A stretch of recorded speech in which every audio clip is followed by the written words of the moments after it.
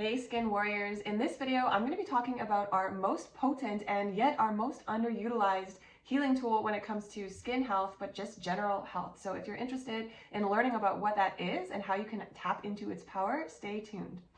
If you are new here, my name is Dr. Kayla Clark. I am a highly sensitive person with a very sensitive body and nervous system, and after an entire lifetime of eczema, I went through topical steroid withdrawal in 2016. Since then, my skin has been clear. It's been amazing. It was a journey, but I learned so much, and now I am extra passionate about helping other skincare warriors learn how they can take power of their health and clear their skin from the inside out.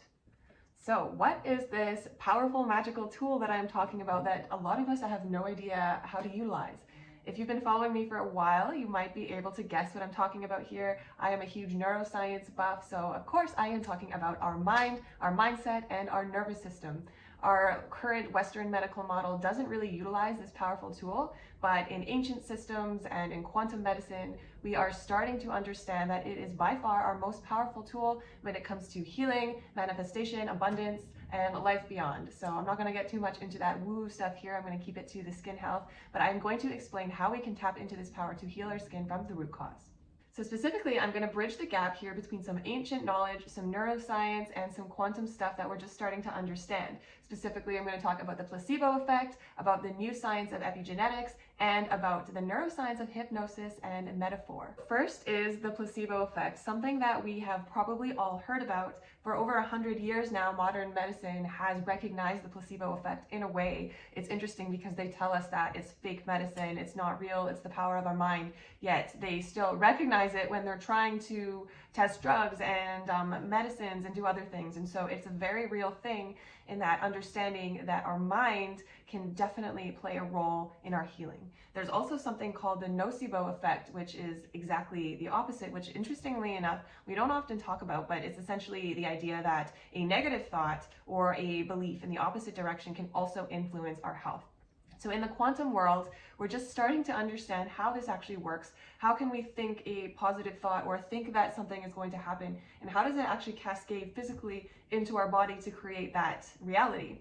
One way that we are starting to be able to prove that this is a thing, and I am super jazzed on this is what I love to talk about, is the field of epigenetics. So when I was in school, in I guess elementary school, middle school, high school, even university, we talked about the idea that our genetics, our DNA, were our building blocks of life, and the code that we were given at birth, that was it. It programmed our personalities, our disease propensities, our family history.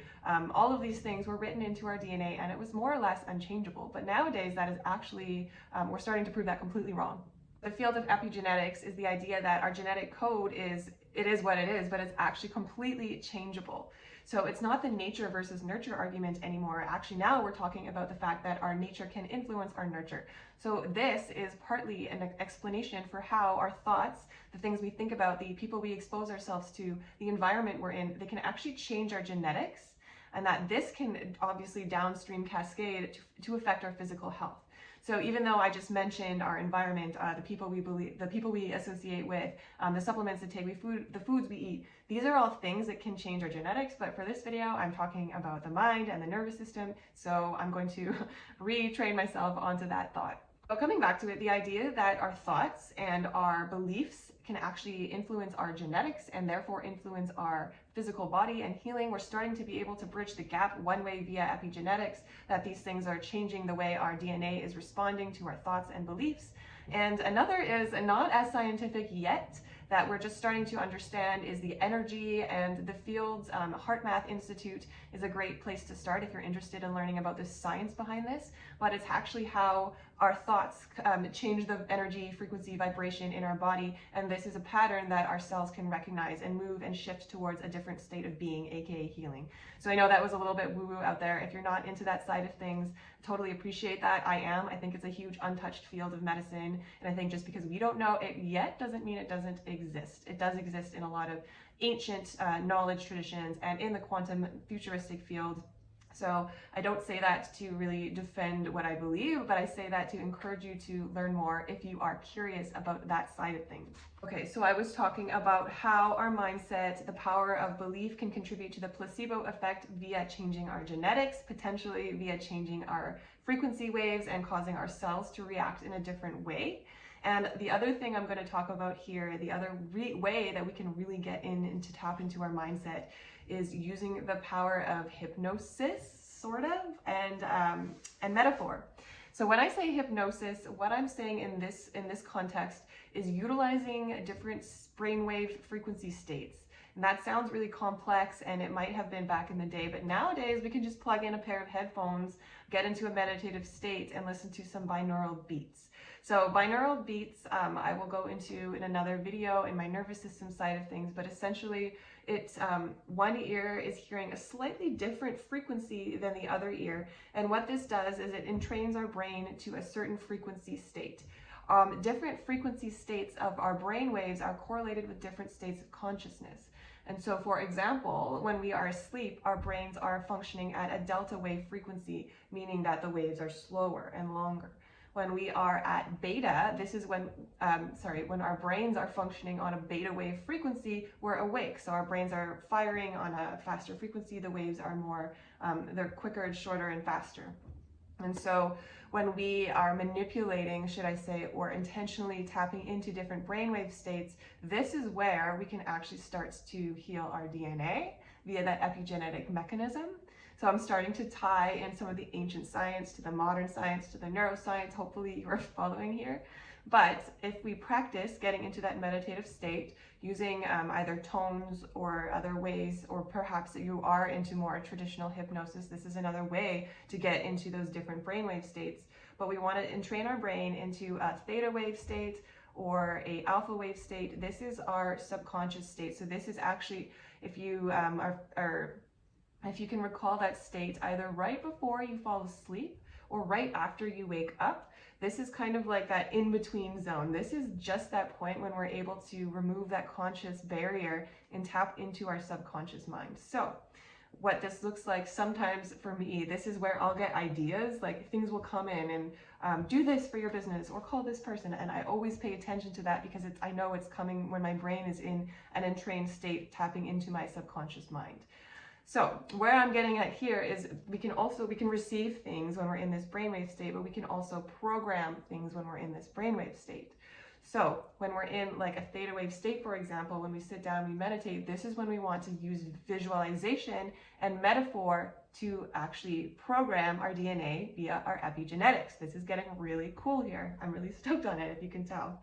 Our subconscious mind, if you watch some of my other videos, you may, and if you haven't, I invite you to go do that, but I'll do a quick synopsis here. Our subconscious mind is very primal. It evolved to keep us safe, essentially. It evolved to keep us away from danger.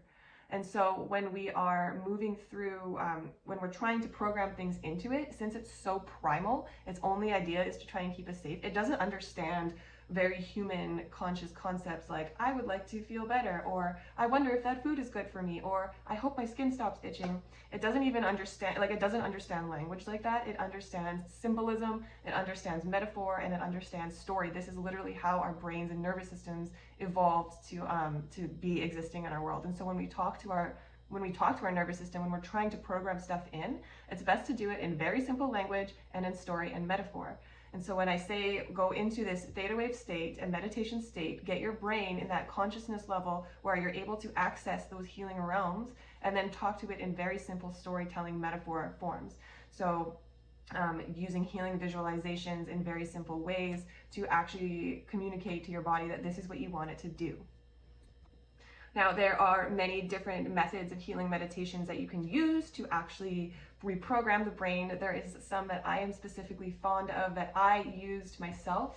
And so just a little testimonial here. I'm going to use my own story. You know, I know this my best, and I tell all of my patients to do this as well. And the ones that have healed fastest have reported that they've felt like doing this exercise is one of the most powerful tools that they utilize in their healing, above diet, above supplements, above topicals, whatever.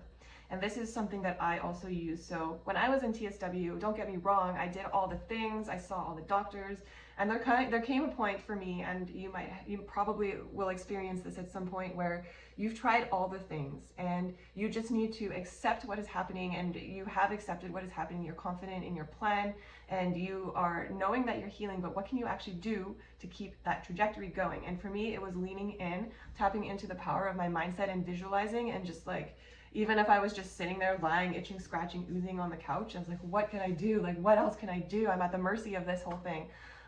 What I knew, and my limited neuroscientific education at the time, was that I can visualize, I can imagine myself healing. I know that the placebo effect is a thing. I know that epigenetics is a thing. And so it doesn't hurt, I'm just lying here in misery anyways, it doesn't hurt. And when I started doing that, I genuinely felt my skin heal. I felt like I was on a trajectory path. It reprogrammed my mindset to be confident that I was doing absolutely everything that I could to heal. And this is when I really, truly started to see healing happen in both my skin health and my mindset and all of the mental trauma that had started to accumulate because of TSW.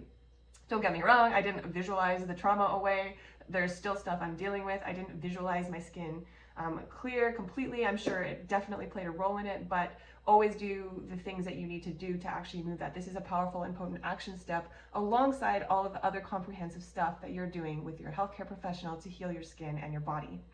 If you would like to learn more about the foundational approach to healing topical steroid withdrawal, that's the physical approach, the mental emotional approach, the neuroscientific approach, the energetic approach, all of the all-encompassing things that create your experience, your unique journey through topical steroid withdrawal, I invite you to check out my signature program, A Roadmap to Steroid-Free Skin, and work with me so we can figure out the root cause of what's going on with you, and you can find confidence in your healing and clarity in your skin. If you are watching this before October 11th, 2022, I am going to be launching a program for visualization in my TSW roadmap. So if you are in it, you will get access to that. And if you are not in it and you are watching that after, this program will be in the course, so you will have access to it there. I hope you learned a thing or two from this. I hope I opened your mind and inspired you to add another healing tool into your toolkit. What have you got to lose? This is a potent medicine for a lot of traditions. Before modern medicine existed, this was how a lot of the world healed. So I invite you to try it. If you enjoyed this, please subscribe to my channel, leave a comment, leave your thoughts, follow me on Instagram, and I hopefully will see you soon. Have a great day.